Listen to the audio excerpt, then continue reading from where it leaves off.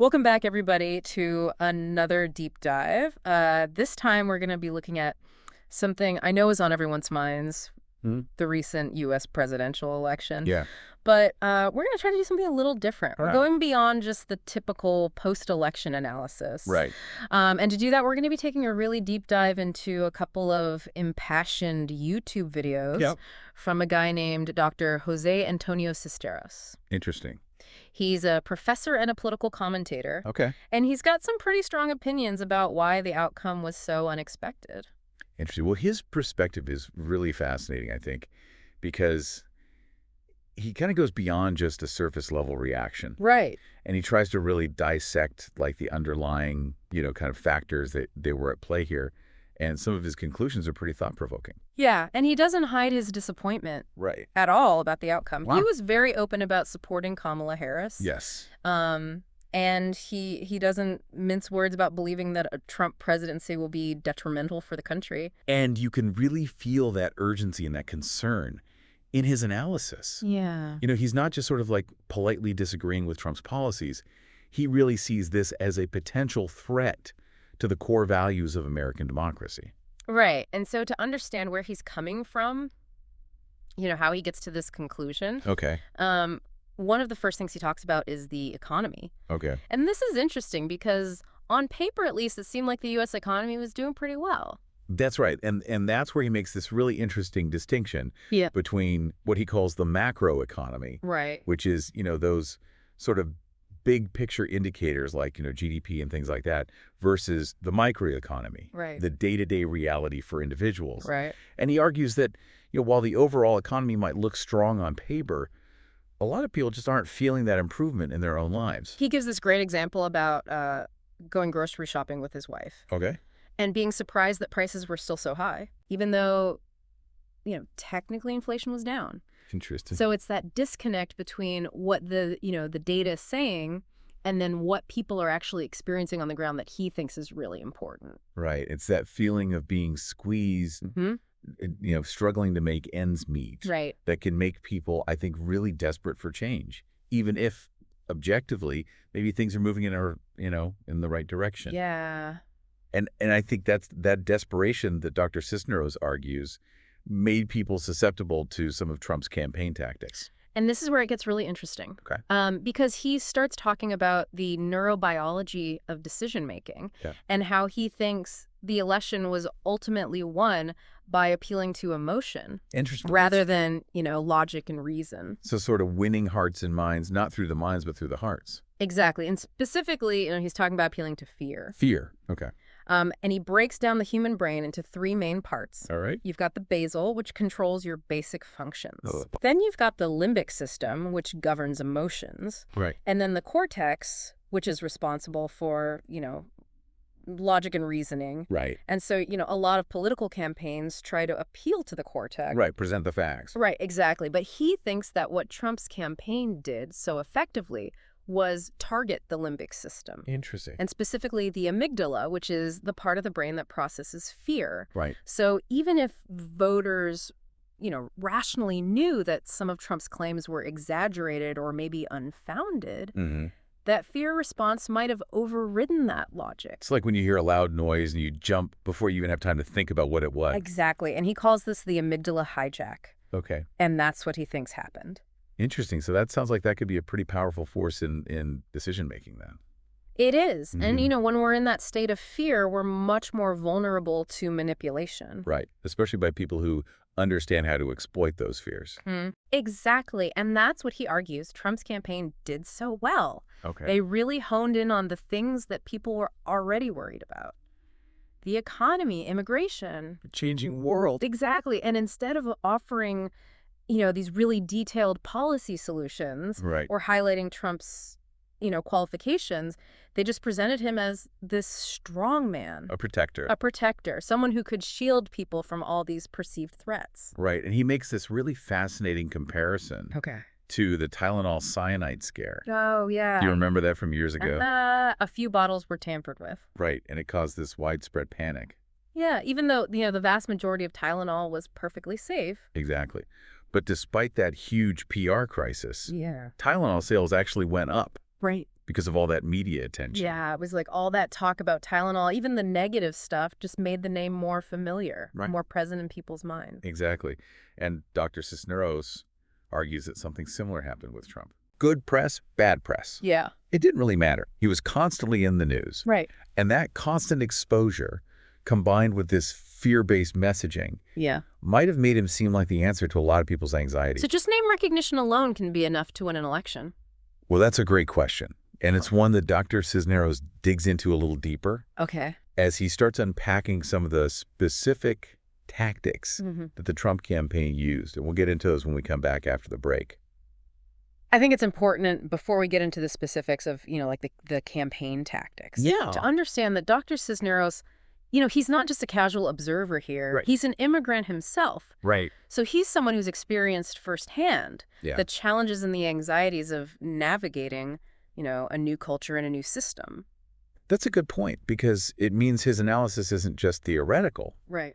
It's deeply personal. He's not just worried about abstract, political concepts. Right. He's concerned about the real-world implications for himself, his family, his community. Exactly. And this really informs his fears about what a Trump presidency might actually mean. Right. Especially when it comes to immigration policy. Right. I mean, he paints a pretty bleak picture. Yeah. Predicting mass deportations, families being torn apart. Right. And this atmosphere of fear and suspicion where anyone who looks or sounds Latino could be targeted. He even uses the term witch hunt. Right. Which is a pretty chilling comparison. It is. Because it suggests like a deliberate and systematic persecution of a specific group of people. And it's not an unfounded fear. I mean, you remember Trump campaigned on a platform of cracking down on illegal immigration, building a wall along the U.S.-Mexico border, and even questioning the legitimacy of birthright citizenship. Right. So these weren't just offhand remarks. These were central to his message. Right. And they resonated really deeply with a segment of the population.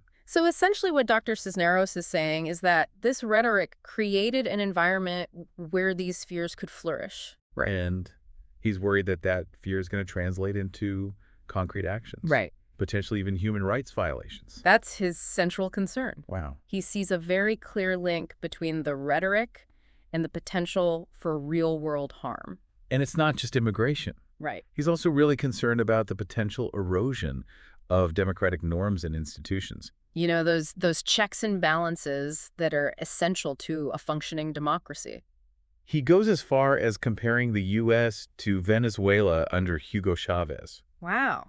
Again, another pretty heavy comparison. Yeah. What leads him to that? Well, he points to Trump's tendency to disregard or undermine institutions that he sees as opposed to his agenda. Right. He mentions attacks on the media, the judiciary, even the intelligence community as evidence of this disregard for these essential checks and balances. He also talks about this growing climate of fear and self-censorship. Yeah. Where people are afraid to speak out against the administration for fear of retribution. And he even mentioned that he's been getting warnings himself. Oh, wow. People telling him to stop making these videos because they might attract unwanted attention. That's chilling. It is, because it suggests this potential crackdown on dissent. Right. A silencing of voices that challenge the dominant narrative. Which makes his decision to keep speaking out even more courageous. Absolutely. In the face of these potential threats. Right. He's essentially putting himself at risk to warn others about the dangers that he sees. Right. It's a pretty powerful act of resistance. And it brings us back to his emphasis on the First Amendment. Right. The right to free speech as this crucial tool for holding power accountable. It's that ability to speak truth to power that he sees as so essential. So even amidst all this pessimism, there's a glimmer of hope. There is. A belief that we can still fight back, that our voices still matter. He's not advocating for passive resignation. Right. He's calling for active engagement. Okay. He's urging his listeners to stay informed. Right. To engage in thoughtful dialogue. And to never take their freedoms for granted. He does acknowledge, though, that it's not going to be easy. No. He talks about feeling defeated. Yeah. About wanting to just withdraw from the political arena. Yeah. And just, focus on things that bring him joy and peace. Right. And that's understandable given the weight of his concerns. Yeah. He sees the potential for real harm here. Right. Not just to individuals, but to the very fabric of American society. Okay. He's worried about economic policies that'll exacerbate inequality, about a justice system that'll be used to target and punish vulnerable populations, right, and about a culture of fear and division that'll tear the country apart. So yeah, pretty bleak outlook. Yeah. But before we get too bogged down in the darkness, I do want to point out that he does offer some concrete examples of how Trump's campaign achieved its goals. Okay. And, he talks about this conversation he had with a publicist about the power of repetition in advertising. Oh, that's interesting. And, he was curious, like, why do companies run the same commercial over and over again, even if it seems annoying? Yeah. And the publicist's answer was simple. Repetition works. It works. It drills the message into your subconscious. Interesting. Even if you're not consciously paying attention. Wow. And so Dr. Cisneros argues that Trump's campaign used this tactic brilliantly. Okay. They identified these key messages, often based on fear and anxiety, and then they just repeated them relentlessly. Through rallies, media appearances, social media, just hammering it home. Yeah, and he also points to the campaign's effective use of populism. Okay. Which, in this context means appealing to the concerns of ordinary people who feel ignored or marginalized by the elites. Right. Trump really positioned himself as the champion of the forgotten man. The outsider. Exactly. Yeah. Someone who understood their struggles and promised to fight for them. Right. But there was also a lot of negativity in the campaign. Yes, and Dr. Cisneros actually talks about negative campaigning as one of their key tactics. Okay, so what does he mean by that? Well, he argues that instead of focusing on Trump's own qualifications or policy proposals, they really focused on attacking opponents, highlighting threats, and just stoking fear. Right, so they effectively created this narrative where the world is a dangerous place and Trump is the only one who can protect us. Exactly, and it ties back to that amygdala hijack we were talking about earlier. Right. By triggering that fear response, they were able to bypass people's rational thinking. Right. And tap into a more primal level of decision-making. He gives some specific examples of this. Yes, especially when it comes to immigration. Okay. He argues that Trump's focus on immigrants as a source of crime, economic hardship, and cultural change was a very deliberate attempt to exploit existing anxieties and create this scapegoat for the country's problems. He also mentions the unusual level of support that Trump received from religious figures. That's an interesting point.